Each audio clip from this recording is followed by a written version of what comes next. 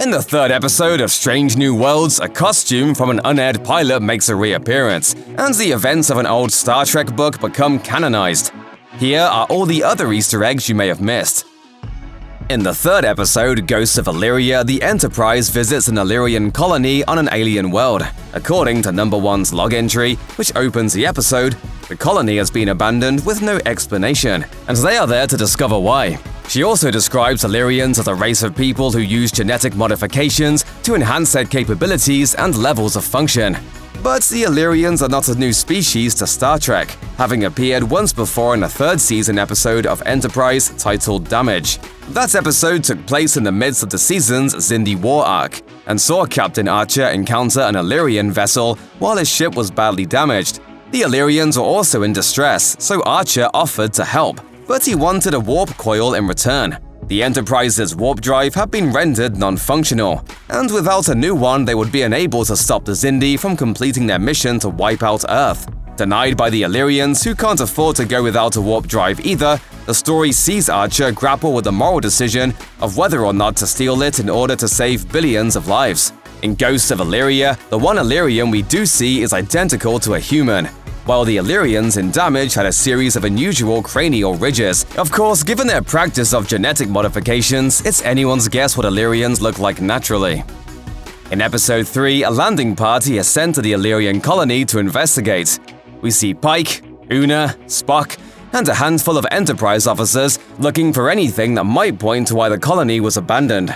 Our first clue is a massive electrical storm on the horizon. The away team is dressed for the occasion, sporting dark grey duty jackets over their more colorful classic uniforms. It's a cool look, but it's also an Easter egg. We saw something similar in Star Trek: The Original Series. The grey landing party jackets appear to be a nod to the overcoats worn by the away team in The Cage, the original pilot episode. In The Cage, Pike, Spock, and the rest of the landing party sport similar coats during their away mission to a planet in the Talos system, which has been broadcasting a distress signal. The rejected pilot episode wasn't seen in full until it was released on VHS as part of the 20th anniversary celebrations in 1986. Though footage from it did appear in the original series episode The Menagerie, which flashed back to the events of Talos 4. The jackets seen in Ghosts of Illyria are a clear callback, with the design updated for the new series, offering crew members better protection in hostile environments. Chief of Security Laan Noonien Singh shares a well-known last name with one of the biggest baddies in Star Trek history, Khan Noonien Singh, best known as the nemesis of Captain Kirk in the film Star Trek II: The Wrath of Khan. This famous villain first appeared in the original series episode Space Seed, where it's revealed that he was one of the genetically engineered tyrants who plunged Earth into chaos during the eugenics war of the 1990s. Put in suspended animation, he was brought back in the 23rd century, where he battled Kirk in the aforementioned episode, and again in the second Star Trek film, following his first defeat. In Ghosts of Illyria, it's revealed that Laan is indeed a descendant of Khan, though it's heavily implied that she has none of the genetic superiority of her ancestor. She seems to harbor at least some resentment over her heritage, having been bullied in her youth by those who learned that she was related to one of Earth's worst historical madmen. It seems that Augment was a common playground insult used against her, a nod to Khan. A key plot point in Ghosts of Illyria is the Federation's ban on genetic modifications. It's mentioned that after the eugenics wars, Earth and later Starfleet and the Federation placed a ban on genetic engineering and so-called augments. It's also confirmed that those who are genetically engineered or modified in any way cannot serve in Starfleet. Once again, this directly references the original series episode Space Seed, but it also recalls several Star Trek Deep Space Nine episodes involving Julian Bashir, the show's resident chief medical officer. In the episode Dr. Bashir, I presume, it's revealed that Bashir was in fact genetically modified as a child. Born with mental and physical challenges, his parents arranged for genetic tampering, turning him into a genius and elite athlete. He's forced to hide his true nature to maintain his career in Starfleet. But the truth is, I'm a fraud. You're not a fraud. I don't care how many enhancements your parents had done. When he's discovered, he's threatened with expulsion until his father surrenders himself to authorities and strikes a bargain to allow Bashir to stay in service. This parallels the story of Number 1. It's funny how genetic modification still puts everyone on edge. In Ghosts of Illyria, she acknowledges that she, like Bashir, is in fact genetically modified. Once again, a prominent Star Trek cast member must face the consequences of their genetic status, but she doesn't need to worry. Pike promises to keep her secret because she is the best first officer in the fleet.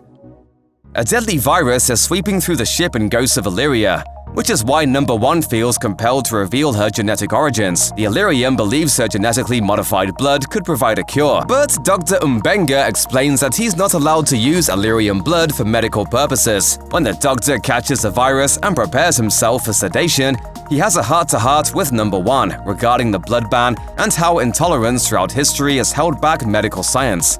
In classic Star Trek fashion, they talk of prejudice and bigotry, of how fear of those who are different has never gone away.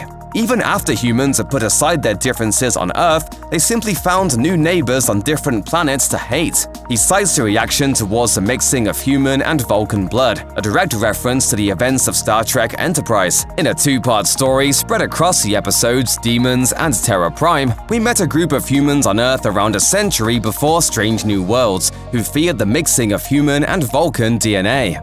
They were willing to kill to prevent the two races from intermingling. Yes, promote the total degradation of mankind by encouraging alien-human relations. While humanity has gotten past that hatred by the time of Strange New Worlds, their shunning of Illyrians proves they still have a long way to go. During the climax of Ghosts of Illyria, Una admits that she is Illyrian and is genetically modified like most of her kind. As we know, she kept this secret because of the Federation's ban on genetic modifications. What fans and viewers might not know, however, is that this was already established in the Star Trek Expanded Universe of novels. It's mentioned in the book Vulcan's Glory, published in 1989. In that book, written by original series writer D.C. Fontana, we learn that Number 1's name is Una, but it's said that this is not a real Illyrian name. In the book, her heritage is no secret, and her real name is not pronounceable by humans.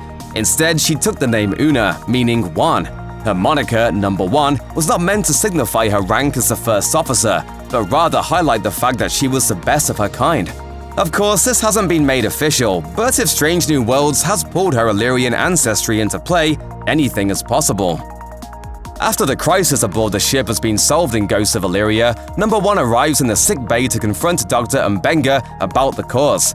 It seems that the emergency transporters in the ship's sickbay weren't updated in space dock, at Mbenga's insistence. This resulted in a malfunction that allowed an infectious disease to get past the system's biofilters, which normally screen out foreign toxins, viruses, and dangerous bacteria. Number 1 realizes why when she analyzes Hemmer's diagnostic report of the sickbay transporters. Dr. Mbenga is keeping someone or something alive in the transporter buffer. This is when we learn Mbenga's secret. His daughter was diagnosed with a devastating terminal illness, and he soon realized that the only way to save her was to keep her pattern circulating within the transporter buffer.